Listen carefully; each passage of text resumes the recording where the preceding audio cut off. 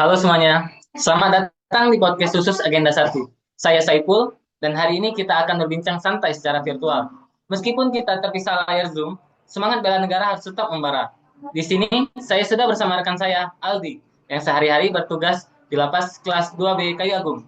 Hai Aldi, apa kabar tugas di lapas hari ini? Halo Saiful, Alhamdulillah kabar di lapas hari ini sehat dan produktif. Di sini suasana aman terkendali.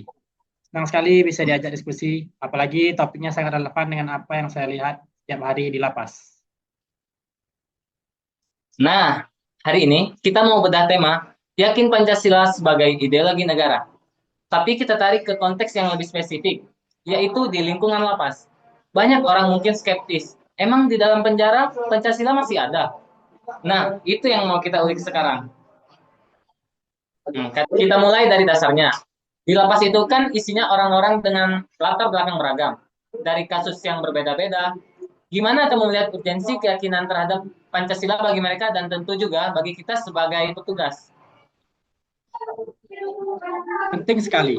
Di lapas, Pancasila itu bukan cuma pajangan di ruang kalapas.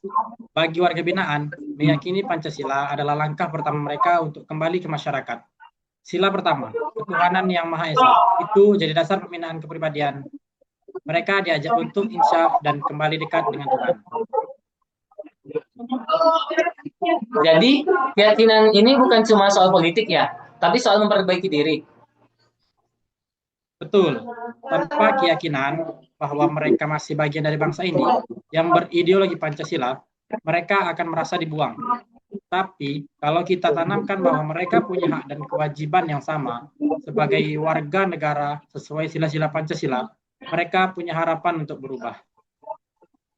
Bisa berikan contoh konkret nggak? Gimana sih implementasi sila kedua atau kelima di tengah keterbatasan fasilitas dan ruang gerak kita nih di lapas? Oke, kita ambil contoh sila kedua, kemanusiaan yang adil dan beradab. Di lapas, petugas dilarang keras melakukan kekerasan fisik atau perendahan martabat.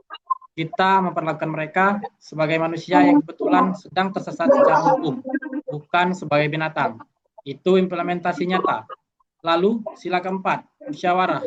Kalau ada perselisihan antar kamar atau blok, kita kedepankan mediasi. Kita ajak duduk bareng, bukan pakai otot. Wah, menarik ya. Berarti manajemen konflik di lapas itu sebenarnya praktek langsung dari demokrasi Pancasila ya. Lalu, bagaimana soal keadilan bagi mereka yang mungkin merasa kecil di sana?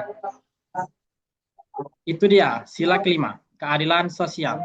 Di lapas, artinya semua warga binaan punya hak yang sama atas makanan yang layak, kunjungan keluarga, dan remisi, selama memenuhi syarat. Tidak ada anak emas atau fasilitas mewah bagi yang punya uang. Kalau kita petugas yakin pada Pancasila, kita nggak akan mau menerima pungli, karena itu merusak keadilan bagi warga binaan lainnya. Lapas seringkali dianggap sebagai tempat rawan penyebaran ideologi ekstrim atau radikalisme. Bagaimana keyakinan pada Pancasila jadi benteng untuk mencegah itu? Nah, itu tantangan nyata. Makanya ada program deradikalisasi.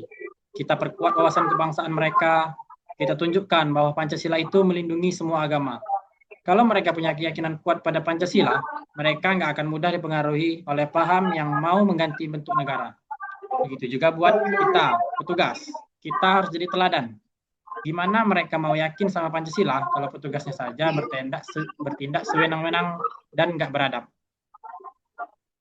Setuju. Jadi, petugas lapas itu sebenarnya adalah duta Pancasila. Kita yang menunjukkan wajah negara di depan para warga binaan. Kalau wajah kita ramah, tapi tegas sesuai aturan, mereka akan melihat indahnya ideologi kita. Luar biasa. Diskusi kita ternyata meyakini Pancasila di lingkungan lapas itu punya dimensi yang sangat dalam ya. Bukan cuma soal keamanan, tapi soal memanusiakan manusia dan menjaga persatuan. Benar sekali. Jeruji besi boleh membatasi raga, tapi Pancasila menjaga jiwa mereka tetap Indonesia. Semoga ini bisa jadi refleksi buat kita semua, dimanapun kita bertugas. Terima kasih banyak Aldi atas sharingnya yang sangat inspiratif. Semoga sukses terus tugasnya di lapas. Baiklah, teman-teman, itulah podcast kami hari ini. Tetap yakin, tetap setia pada Pancasila. Saya Saiful dan rekan saya Aldi pamit. Salam bela negara. Dadah.